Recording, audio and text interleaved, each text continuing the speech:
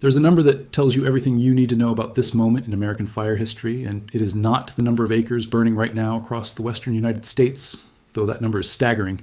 It is not the number of firefighters deployed, though that number is unprecedented. The number is 5.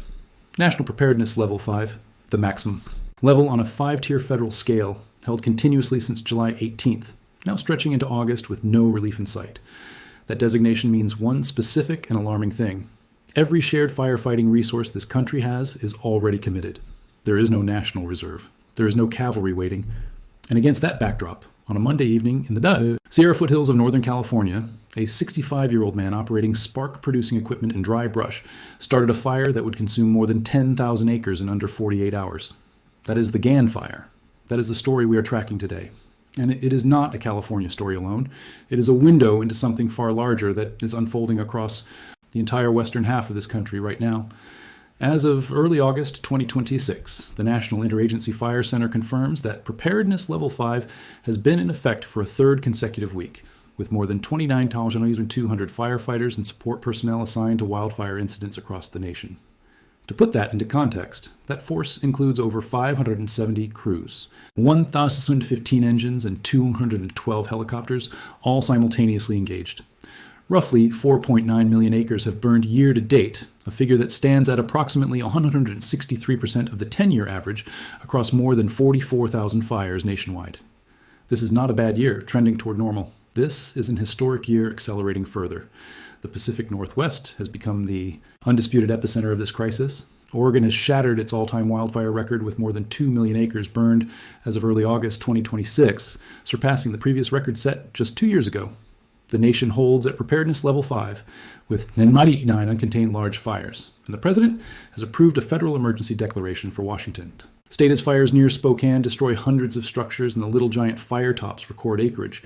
In Washington, the Gann Fire has grown to more than 117,000 acres, while the Little Giant Fire has surpassed 70,000 acres, both exhibiting extreme fire behavior. The scale of what the Pacific Northwest is absorbing right now is difficult to process. The Northwest geographic area is itself at Preparedness Level 5, with 50 uncontained large fires and nearly 20,000 personnel assigned to that region alone. There is another dimension here that the numbers make clear, but that rarely gets the emphasis it deserves.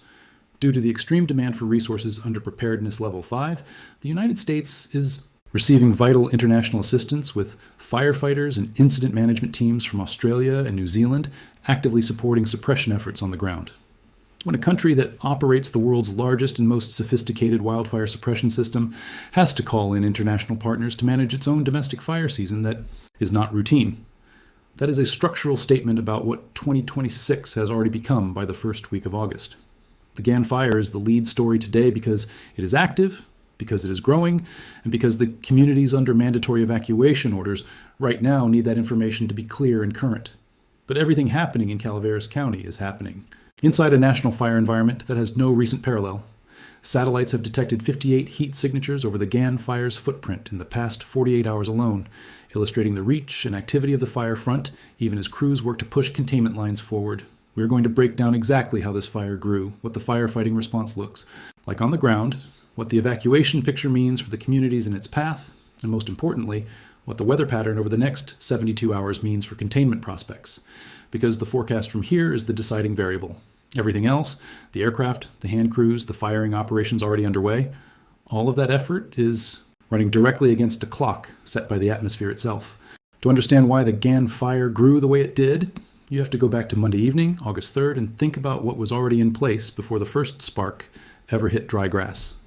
The Sierra foothills of Calaveras County had spent weeks baking under an unrelenting heat dome. Fuels on the ground, the grass, the brush, the accumulated dry vegetation across that rugged landscape southeast of New Hogan Lake were not simply dry, they were critically dry, cured to the point where ignition requires almost nothing. Grass fuels in the burn area were measured at approximately 2.5 feet tall, which sounds unremarkable until you understand what tall, dense, fully cured grass does in fire behavior. Modeling. It creates a continuous fuel bed. It carries flame horizontally with speed. It allows fire to build intensity faster than engines, and hand crews can position to intercept it. By Tuesday evening, Cal Fire reported 6,495 acres with zero containment. Overnight, night-flying helicopters supported firefighters as crews conducted a firing operation along the western flank of the blaze. A firing operation is not a sign of losing ground. It is a deliberate, calculated suppression tactic. Crews intentionally burn fuels ahead of the main fire line, removing unburned material so that when the main fire front arrives, it encounters terrain with nothing left to consume. It creates a buffer on the landscape. The problem is that firing operations generate significant additional smoke, and when you layer that onto already degraded air quality across the Sierra foothills, the health impact on surrounding communities becomes its own emergency. By Wednesday morning, August 5th, the fire stood at 752 acres with the first confirmed containment progress at 10%. That progress was real, but the acreage was still climbing, and containment in terrain described by Cal Fire spokespeople as steep and rugged, surrounded by brush and woodlands, does not accumulate linearly. You can hold a line in one sector while the fire makes a run in another. And by Wednesday evening at approximately 6:13 p.m. Pacific Time, Cal Fire confirmed 10,173 acres and 19% containment with direct line construction as the day's primary tactical focus. Progress was being made. One firefighter had been injured. 7 structures had been destroyed. The firefighting response assembled at this incident is significant by any measure. Cal Fire has 1,623 personnel on the ground. The resource list includes 50 engines, 8 water tenders, 4 helicopters, 16 dozers carving containment lines through difficult terrain, and 16 hand crews working the fire edge directly. In under 48 hours of active firefighting, aircraft dropped 491,000 gallons of water and an additional 234,000 gallons of fire retardant. An aerial commitment that reflects both the severity of the situation and the recognition that in terrain this steep air attack is not supplemental. It is essential. Cal Fire's Incident Management Team 6, one of the most experienced command structures in the California system, has taken full command of the incident. The Calaveras County Sheriff's Office declared a local state of emergency late Tuesday as the fire's scale made clear that this required a coordinated response well beyond the capacity of local agencies operating independently. That declaration matters practically because it activates resource-sharing agreements, accelerates procurement, and formally documents the event for future federal reimbursement processes. It is administrative language that translates directly into additional capacity on the ground. But here is where it gets more serious. With 19% containment across more than 10,000 acres in steep terrain, under triple-digit heat with no meaningful rain in the extended forecast, the fire is not contained in any operational sense of that word. 19% means that crews have secured containment, lines along a fraction of the fire's perimeter. The rest of that perimeter, the majority of it, remains active, uncontrolled, and subject to whatever the atmosphere decides to deliver next. And what the atmosphere has delivered consistently across the Sierra foothills this summer is heat, low humidity, and overnight recovery that gives firefighters far less of a working window than historical norms would suggest. The overnight humidity recovery figure matters more than most viewers realize. When relative humidity rises overnight, it raises fuel moisture temporarily, slowing fire behavior and giving crews the best hours of the firefighting day to advance containment lines. The current forecast shows overnight humidity recovery below 30% at ridges and mid-slopes across the fire area. For context, meaningful nighttime recovery that crews can work with typically requires humidity levels considerably higher than that. Below 30% at elevation means the fuel moisture that firefighters depend on for their safest and most productive working hours is simply not materializing. The fire does not rest the way it should. The crews must work through conditions that remain more challenging than a normal August fire environment would produce. That is the ground level reality behind the numbers Cal Fire is reporting. It is not just about how many acres have burned. It is about how the atmospheric conditions surrounding those acres are shaping every operational decision being made right now in the incident command structure. If you are in Calaveras County right now, or if you have family or friends anywhere near the Valley Springs corridor, this section is the one that matters most. The evacuation picture for the Gann Fire is specific. It is layered, and it has changed multiple times in the past 48 hours. Understanding exactly where the lines are drawn and what each designation means in practical terms could be the difference between a safe departure and a dangerous delay. As of Cal Fire's official update on Wednesday evening, August 5th, mandatory evacuation orders, not meaning leave immediately, this is a lawful order, cover the east side of New Hogan Lake, stretching from Valley Springs north toward the Calaveras County Airport and west toward Angels Camp, and extending south as far as Salt Spring Valley Road and the Salt Spring Valley Reservoir. The official zone designations for mandatory orders are CCU 109, CCU 110A, CCU 30 Alpha, CCU 139 Bravo, CCU 40, and CCU 47. If your address falls anywhere near Hogan Dam Road, New Hogan Lake, or the corridor, Between Valley Springs and Angels Camp, do not rely on memory or assumption to determine whether you are included. Go directly to the Calaveras County Sheriff's Office at sheriff.calaverasgov.us and enter your address. The system will tell you exactly where you stand. Evacuation warnings, which carry the strong official recommendation to leave now if you have. Pets, livestock, medical needs, or require additional time to depart safely, cover 5 additional areas. Airport Road, Calaveras Road, and Cement Plant Road fall under Zone CCU 111. Fourth Crossing Road, Frickett City Road, and Dogtown Road fall under Zone CCU 131. Zone CCU 148 covers Finnegan Lane, Cuneo Road, and Stockton Road. Zone CCU 153 covers Appaloosa Road, Pinto Road, Buckskin Road, and surrounding streets near Angels Camp. There is also an important update from Wednesday evening. Zone CCU 110, Bravo, has been downgraded from a mandatory order to an evacuation warning. That is a sign of localized progress on the southern containment effort, but it does not change the status of surrounding zones, and it does not mean the broader threat has diminished. The distinction between an order and a warning is not a bureaucratic technicality. An evacuation order is a legal directive. Remaining in an ordered zone exposes you to legal consequences, and far more importantly, places you in a position where emergency responders may not be able to reach you if conditions deteriorate rapidly. Fire behavior in terrain like the Sierra foothills can shift faster than road closures can be communicated. When Cal Fire and the Sheriff's Office issue a mandatory order, they are doing so because their incident commanders have assessed the fire's trajectory and determined that the risk to life in that zone is not theoretical. It is operational. For those who need shelter, the Valley Springs Veterans Memorial at 189 Pine Street is open to evacuees and accepts small pets. For livestock and large animals, the Calaveras County Fairgrounds at 24465 Gun Club Road in Angels Camp is the designated facility. Ranchers who need to access closed areas to care for animals must present valid ranch pass credentials at checkpoints. The Gann Fire information line is 209-754-5527. Road closures confirmed by Cal Fire include Pool Station Road at Cement Plant Road, which is completely closed. To register for evacuation alerts and verify your zone status, visit sheriff.calaverasgov.us. Schools across the Calaveras Unified School District closed Wednesday due to smoke and air quality concerns. The district announced that schools will reopen Thursday, August 6th, with outdoor activities modified as needed. Families displaced by the evacuation who need student support services are encouraged to contact their schools directly. Now, the air quality situation is a separate emergency running parallel to the fire itself, and it is affecting people well beyond the evacuation zones. The firing operation that began Tuesday night and continued Wednesday is generating additional smoke over and above what the main fire is already producing. If you are in Valley Springs, San Andreas, or Angels Camp, the air right now is in the unhealthy range. If you are in a sensitive group, children, the elderly, anyone with asthma, chronic lung disease, or cardiovascular conditions, you should be treating this as seriously as you would any health advisory. Keep windows and doors closed. If you have air conditioning, use it, and keep it on recirculate rather than drawing outside.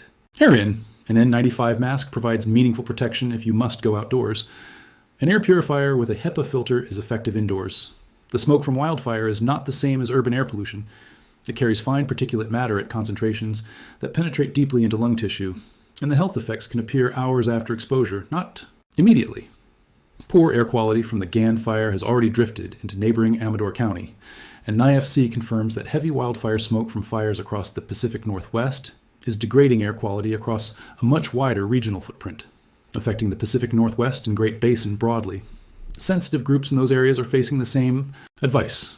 Limit outdoor time, use filtration indoors, and monitor air quality index readings through airnow.gov for real-time updates specific to your location. But the most important element of this entire situation, more important than the current acreage number, more important than the current containment percentage, is what the weather is going to do next. Because everything that firefighters have built over the past 48 hours, every containment line, every acre of firing operation, every gallon of retardant dropped from the air, exists in the context of a forecast that offers no relief. The Weather Prediction Center's extended discussion issued August 5th states explicitly that the heat wave continues through the weekend for the southwest, with the upper-level high-pressure ridge lingering and then expanding eastward. That means fire weather conditions across California and the broader west are not peaking and retreating. They're sustaining and, in some areas, intensifying into next week. For the Gann Fire specifically, the National Weather Service and Cal Fire confirm no rain in the forecast for the coming days. Temperatures remain above 100 degrees Fahrenheit through at least the weekend. Relative humidity across the Sierra foothills stays critically low, between 4 and 15% during peak afternoon hours. Breezy west winds of 12 to 20 miles per hour with gusts up to 30 miles per hour are expected to continue along the Sierra front. Those wind speeds are not extreme by fire weather standards, but in combination with relative humidity in single digits and temperatures above 100 degrees, they are more than sufficient to drive aggressive fire behavior on any uncontrolled portion of the perimeter. The forecast does not end there. NIFC's August significant fire potential outlook confirms above normal fire potential for the entirety of the Pacific Northwest, with that elevated risk extending from central Utah and northwest Colorado all the way to the Oregon and Washington coast. California entered this season with minimal Sierra Nevada snowpack and persistent drought across the state. Cal Fire's season data shows 1,720 fires statewide in 2026, burning 53,000 acres. And the Gann Fire alone now accounts for more than 10,000 of those 53,000 acres. A single incident in a single county, representing nearly a fifth of the entire statewide acreage burned this year, tells you something precise about the scale of what ignited in the Valley Springs corridor on Monday evening. This is why incident commanders are not declaring any version of victory at 19% containment. This is why 1,623 personnel remain fully committed on the ground. And this is why the next 48 to 72 hours are the critical window that will determine whether the Gann Fire is brought to meaningful containment before conditions worsen further, or whether it becomes a much larger and longer chapter in what is already a historically severe California fire season. There is a specific kind of exhaustion that wildfire season produces in the communities that live inside it, and it is not the exhaustion of a single bad week. It is the exhaustion of a landscape that has been pushed past its margin of safety year after year, until the question is no longer whether a major fire will ignite near your community, but when and how fast, and whether the resources will be there when it does. The people of Calaveras County are living that question right now. So are the residents of Spokane, who watched 3 fires destroy more than 600 structures in a single extreme fire weather event. So are the communities across eastern Oregon, where fires have burned more than 2 million acres in a single season, shattering every previous record the state had on the books. What connects all of those stories is the same atmospheric architecture, a persistent, expansive ridge of high pressure sitting across the western United States, suppressing storm development, driving temperatures into triple digits across hundreds of thousands of square miles, and pulling relative humidity down to levels where vegetation that took years to grow can be reduced to ash in an afternoon. This is not a pattern that developed overnight, and it is not one that meteorologists expect to break in the near term. The upper level high will linger and then expand eastward according to the Weather Prediction Center's latest extended discussion, meaning the western fire environment stays dangerous not just through this week, but into next. For Calaveras County, for the Pacific Northwest, for every community sitting inside the current fire potential footprint, that forecast is the defining fact of the days ahead. Here is what to watch across the next 24 to 72 hours by region. For the Gann Fire in Calaveras County, the critical variable is overnight wind behavior along the Sierra front. Breezy west winds with gusts reaching 30 miles per hour combined with overnight humidity. Recovery staying below 30% means that the hours crews typically rely on for their most productive containment work are compromised. Monitor evacuation zone updates directly at calfire.ca.gov and verify your specific address at sheriff.calaverasgov.us. Do not assume your zone status has not changed since you last checked. This situation is updating in real time, and zone designations have already shifted multiple times. The Gann Fire information line remains active at 297545527. For the Pacific Northwest, the nation's most active fire region, NIFC confirms 49 uncontained large fires burning across Washington and Oregon as of early August. The Sinlahegan Fire in Washington at more than 117,000 acres, and the Little Giant Fire at more than 70,000 acres with 0%. Containment represent 2 of the most dangerous active incidents in the country. Oregon's all-time acreage record has already been broken. International firefighters from Australia and New Zealand are on the ground across the West. And military MAFs, C-130 air tankers, have been activated to support suppression efforts. These are not normal season measures. They are indicators of a system operating at the outer edge of its designed capacity. For the desert Southwest, heat advisories remain in effect across Phoenix, Las Vegas, and the broader Great Basin. For northern and central Texas, heat index values of 100 to 105 degrees Fahrenheit are expected through this week. For New Mexico and southern Colorado, isolated dry thunderstorms with limited rainfall are possible today, which carries its own risk. Dry lightning, storms that produce electrical activity but drop little to no precipitation before it evaporates, is one of the most dangerous ignition sources in a fire-primed landscape, capable of starting multiple fires simultaneously across terrain that ground crews cannot reach quickly. The 1,620 firefighters working the Gann Fire right now are not fighting a contained situation. They are fighting a fire that still has the majority of its perimeter uncontrolled, in terrain described as steep and rugged, under a forecast that provides no atmospheric assistance. 19% containment in 48 hours is a genuine operational achievement. It represents thousands of hours of physical work in dangerous conditions by people who chose this profession knowing what it demands. But 19% also means that 81% of this fire's edge remains the responsibility of people and aircraft and strategy, not weather. And until the atmosphere shifts, until a genuine cooling pattern arrives, until humidity recovers meaningfully, until the ridge that has been parked over the American West for wakes finally breaks down, that 81% will continue to define the risk carried by every community in this fire's path. All weather and fire data referenced in this update comes from Cal Fire, the National Interagency Fire Center, the National Weather Service, and the Weather Prediction Center. These agencies publish their situation reports and forecast discussions publicly, and checking them directly remains the most reliable way to stay current as conditions evolve. For evacuation information specific to Calaveras County, sheriff.calaveras.gov.us is the authoritative source. Do not rely on secondhand reports or social media.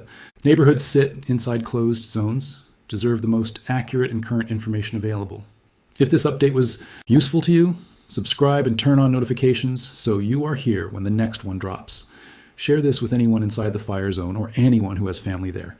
Stay with the official sources, follow the evacuation orders, and stay safe.